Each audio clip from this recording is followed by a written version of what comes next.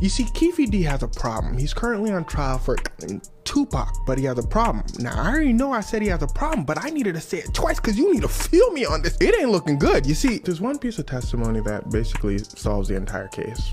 Testimony of a man named James. First of all, when James pulls up to the stand, I want you to look at how Keffe D is looking at James. You see, James is an ex-member of the Bloods who was a rival to Keffe D's gang, the Crips. And he was there in Vegas with Tupac's camp because the Bloods were affiliated with Tupac's group. He opens things up by saying, listen to this part closely.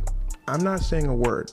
I told every attorney in here, you're gonna have to treat me as a hostile witness because I'm not hashing things up that happened 30 years ago.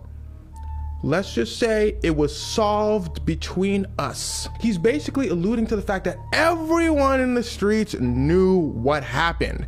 And there was a lot of people in the streets that were because of it, including Keffe D's nephew. It's basically over in his world. So here's a man who can provide in extreme detail what happened, choosing not to say anything. But Keffe D's lawyer, in what I have to call one of the dumbest defense strategies I've ever seen, starts asking him questions after that. He said, I said I wasn't gonna say anything to implicate, let's say, some people in this room. The lawyer said, okay, do you know who did it?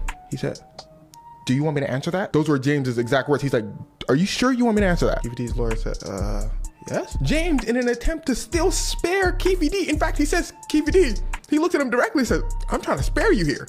But let's just say people in my neighborhood were looking for people in Keffe D's neighborhood for what happened in Vegas. The lawyer's like, who are y'all looking for in Keffe D's neighborhood? James said, we were looking for Keffe D. Keffe D's lawyer said, but this is what he was trying to get to this whole time.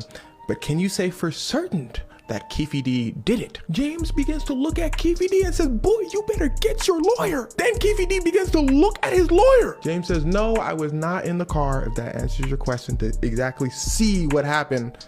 But everyone knows what happened that 30 years ago, and there was a war because of it. Keffe D's lawyer said, so you weren't in the car? He looks at Keffe D.